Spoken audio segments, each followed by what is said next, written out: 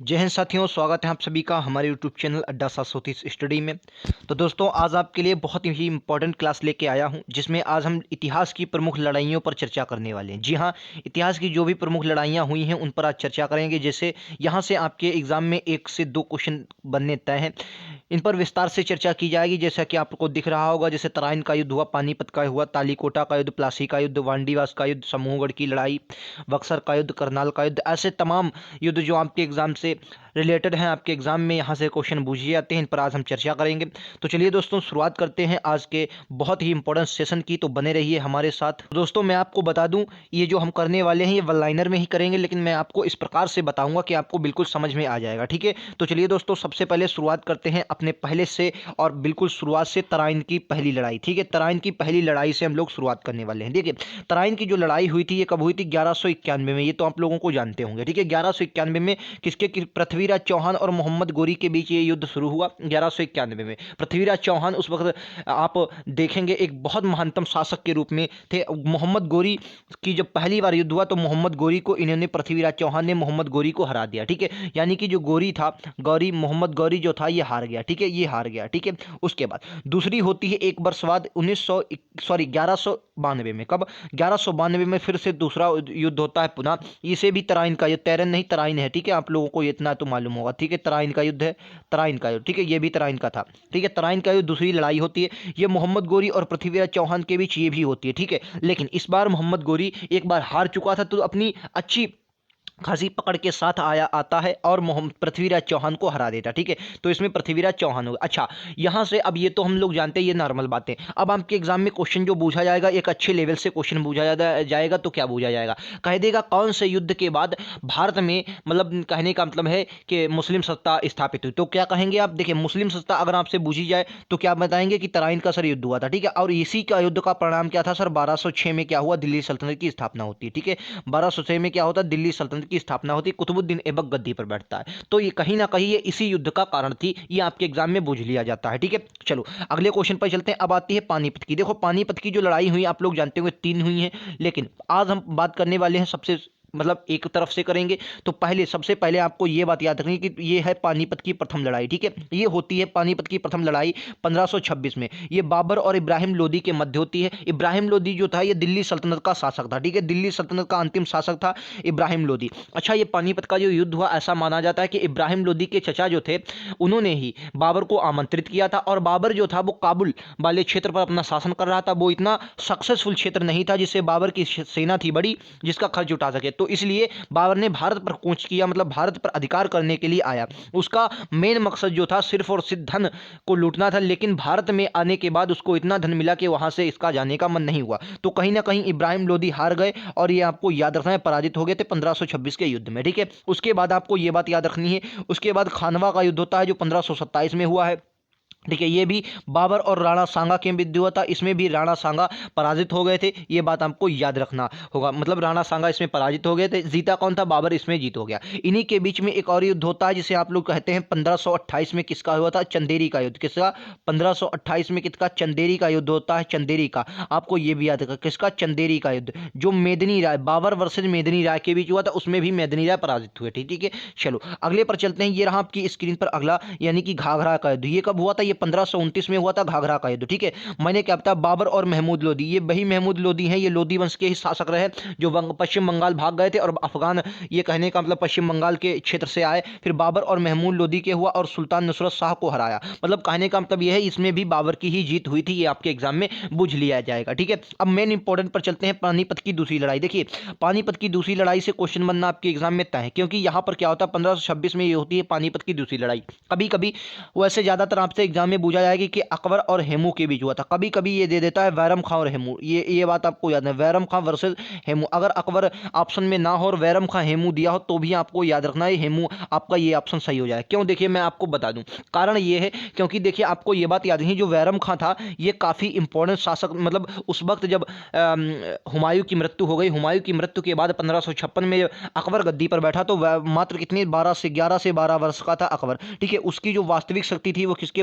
वैरम खां के हाथों में थी। तो वैरम खां और हेमू के बीच ये ज्यादातर कहा जाता है ये युद्ध हुआ था, ये बात आपको याद रखनी है। और हेमू इसमें पराजित हो गया था, ये बात भी आपको याद रखनी है। ठीक है, अगला आपका आ जाता है ये आपका अगला आ जाता है पानीपत की तीसरी लड़ाई। ठीक है, पानीपत की तीसरी लड़ाई ये कब होती है? 1771 में, और ये एक युद्ध निर्णायक युद्ध हो जाता है भारत के लिए। ऐसा माना जाता है कि भारत में अगर ये युद्ध ना हुआ होता तो भारत का जो इतिहास था कुछ अलग हम लोग पढ़ रहे होते। ठीक है, बात करते हैं अहमद शाह अब्दाली और मराठाओं को बीच ये युद्ध हुआ था। अहमद शाह अब्दाली और मराठाओं के बीच ये युद्ध हुआ। ठीक है, इसमें क्या हुआ? अहमद शाह अब्दाली जो जीत गया था और मराठाओं की हार हुई। ऐसा माना जाता है कि मराठा, अगर ये युद्ध ना हुआ होता तो कभी ना कभी दिल्ली की गद्दी पर मराठा अपना शासन चलाते। ये बात मानना तय है, क्योंकि उनकी शक्ति ही उस वक्त एक बेहतरीन शक्ति थी। पूरे उन्होंने एक क्षेत्र में, जिस क्षेत्र में इन्होंने अपना अधिकार किया था उस क्षेत्र में भी इनका अधिकार था। एक ये शक्ति, और ये एक आप देखेंगे बहमनी साम्राज्य, और बहमनी साम्राज्य जो दिल्ली सल्तनत के समकालीन रही, वो भी वही बहुत इंपॉर्टेंट है। मैं उसके बारे में, तालीकोटा का युद्ध अपन लोग आगे पढ़ने वाले हैं। ठीक है, तो आपको याद रखना कब हुआ? 1761 में ये युद्ध हुआ था। ठीक है, ये बात आपको याद रखनी। अगली युद्ध तालीकोटा का, देखिए आ गई। तालीकोटा की लड़ाई जो हुई थी ये आपसे 1565 में एग्जाम में पूछ लिया जाता सन। सबसे मोस्ट इंपॉर्टेंट ये तालीकोटा की जो लड़ाई होती किसके किसके बीच? तो बहमनी साम्राज्य। ठीक है, बहमनी साम्राज्य वर्सेज और विजयनगर साम्राज्य। ठीक है, विजयनगर साम्राज्य, विजयनगर।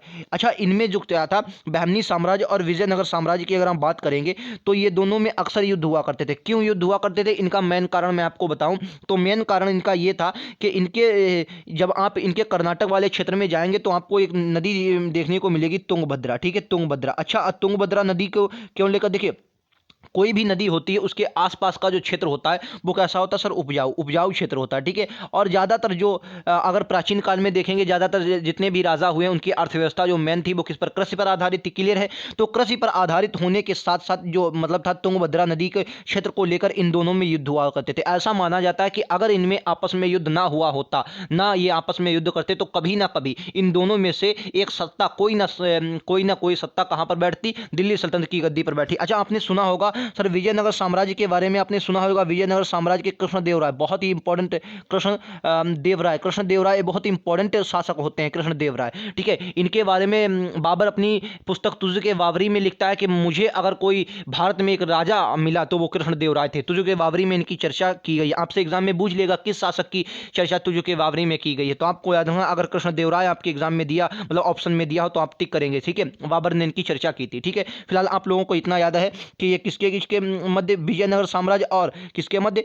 विजयनगर साम्राज्य और किसके? बहमनी साम्राज्य के मध्य हुआ। इसमें विजयनगर साम्राज्य की हार हो गई। क्या विजयनगर साम्राज्य मतलब इस तालीकोटा का युद्ध ये इतना खतरनाक युद्ध हुआ कि 1565 के बाद फिर बहमनी साम्राज्य और विजयनगर साम्राज्य दोनों लगभग ही नष्ट की कगार पर आ गए थे, और उसके बाद धीरे धीरे इनका पतन होने लगा, और फिर क्या हुआ? फिर इनका पतन ही हो गया। ठीक है, ये बात आपको याद रखनी है। चलो अगली पर चलते हैं। हल्दी घाटी की लड़ाई ये हुई थी 1576 में। कब? 1576 में होती है हल्दी घाटी की लड़ाई। ठीक है, ये मुगल सेना के राजा मान सिंह और मेवाड़ के राजा प्रताप के बीच अनिर्णायक युद्ध होता है। ठीक है, कहीं कहीं पर आपको अकबर भी दिया होगा, ये अकबर भी दिया जाता है। ठीक है, मुगल सेना के, हालांकि जो मुगल सेना का नेतृत्व करे थे वो मान सिंह करे थे, लेकिन उस वक्त जो शासन पर था वो अकबर ही था। ठीक है, तो अकबर और मेवाड़ के राणा प्रताप के बीच ये आपको देखने को मिलेगा हल्दी घाटी का युद्ध। ये भी बहुत निर्णात्मक युद्ध हुआ, बहुत ही, इसके बारे में जब आप डीपली पढ़ेंगे तो आपको लगेगा हाँ कि वाकई में राणा प्रताप कुछ थे। ठीक है, ये आपको पढ़ना चाहिए, ऐसे युद्धों के बारे में आपको पढ़ना ही होता है। ठीक है, अगला आते हैं प्लासी का युद्ध। अच्छा, प्लासी का युद्ध बहुत इंपॉर्टेंट युद्ध हो जाता है 1757 में।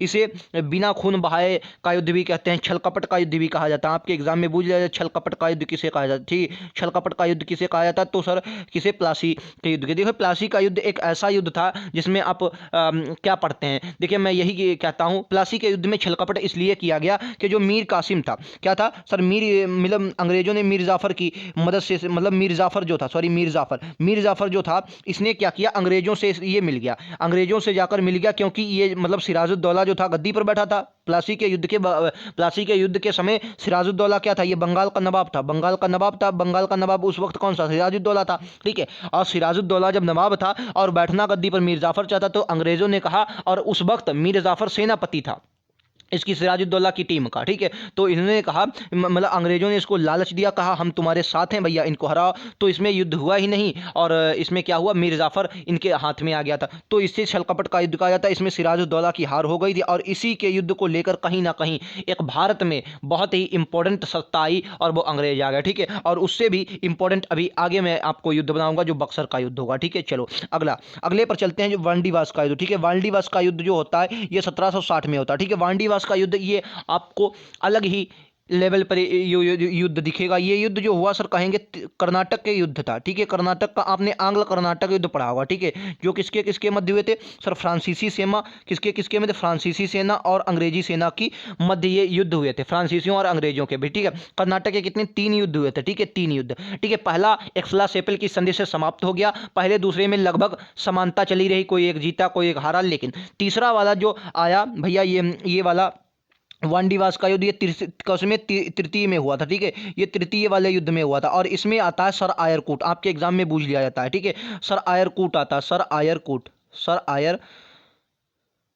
सर आयरकूट के नेतृत्व में ये युद्ध होता है। वांडीवास का युद्ध आपके एग्जाम में कई बार पूछा गया, सर आयरकूट के नेतृत्व में वांडीवास का युद्ध होता है। और इसमें क्या होती है, फ्रांसीसी सेना बिल्कुल अच्छी तरीके से परास्त हो जाती है और जितना उसका सीमित क्षेत्र था उसी में सिमट कर रह जाती है। और ऐसा कहा जाता है कि अब भैया क्या हुआ, चलिए इसके बारे में भी पढ़ लेते हैं। अंग्रेजों ने भारत में फ्रांस का निर्णात्मक तौर पर पराजित किया, ठीक है, मतलब भारत में इनको पराजित कर दिया। यूरोप में ब्रिटेन और फ्रांस के बीच 7 साल तक युद्ध कब इसी दौरान मतलब दौरान हुआ था। अंग्रेजों और फ्रांसीसियों ने 3 कर्नाटक के युद्ध हुए, मैंने अभी आपको बताया यह तीसरी कर्नाटक युद्ध का हिस्सा थी। मतलब जो वांडीवास की लड़ाई थी जो कब ये तीसरे वाले में हुई थी, ये बात मैं आपको बता चुका हूं, ठीक है। और इसी के बाद क्या हुआ, इस युद्ध के हारने के बाद फ्रांसीसियों की जितनी भी सीमा थी उसी में ये सिमट कर रह गए थे, ठीक है। चलो अगला जो आता है बक्सर का युद्ध, और ये आपके इतिहास को बदल कर रख देता है। बक्सर के युद्ध के बारे में जब आप पढ़ते हैं तो क्या कहते हैं सर, 1764 को ये युद्ध होता है, बक्सर का युद्ध, ठीक है। इसमें क्या हुआ, देखिए ये आपका एक निर्णायक युद्ध इसलिए हो जाता है क्योंकि अंग्रेजों ने जो प्लासी का युद्ध लड़ा था, ठीक है, प्लासी का जो लड़ा था, प्लासी का युद्ध,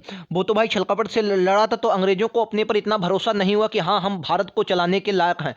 लेकिन फिर क्या होता है, मीर कासिम और सुजाउद्दौला जो अवध का नवाब था और शाह आलम तृतीय, इन तीनों की भाई कौन कौन से, देखिए मीर कासिम है, सिराजुद्दौला और शाह आलम तृतीय, इन तीनों की संयुक्त सेना, और उधर अंग्रेज अकेले, ठीक है, अंग्रेज अकेले, हालांकि इनके साथ भारतीय थे, लेकिन अपने आप को जो अंग्रेज अकेले समझते थे, इन तीनों को परास्त कर दिया। अब उन्हें क्या कर गया, उन्हें अपने पर भरोसा हो गया कि हाँ अब हम भारत का शासन चलाने में सक्षम हैं। और इसीलिए इसी युद्ध के बाद भारत पर उन्होंने अपना शासन धीरे धीरे पूरे भारत पर उन्होंने शासन करना स्टार्ट कर दिया था, ठीक है। तो कहने का मतलब जो बक्सर का युद्ध ये आपके इतिहास का निर्णायक युद्ध होता है। और इसमें क्या हुआ, मीर कासिम, शुजाउद्दौला और शाह आलम द्वितीय, ये भैया सभी के सभी हार गए थे, सभी के सभी, जी हाँ तीनों हार गए थे। और इसी में आप सुनेंगे कौन सी संधि होती है सर, उसके कहते हैं इलाहाबाद की संधि, ठीक है, इलाहाबाद की संधि होती है, आपको याद रखना। कौन सी संधि, इलाहाबाद की संधि होती है। इलाहाबाद की 2 संधियां होती हैं, प्रथम संधि और द्वितीय संधि, ये आपको याद, ये कब होती है 1665 में, ये भी याद आपको याद नहीं है। 1665 में इलाहाबाद की 2 संधियां होती हैं। और बक्सर की लड़ाई के बाद क्या हुआ सर, पूरा का पूरा किसके हाथों में आ गया था, अंग्रेजों के हाथों में भारत आ गया, ठीक है। अब आगे देखें समूहगढ़ की लड़ाई, ये भी आपके एग्जाम के लिए बहुत महत्वपूर्ण है।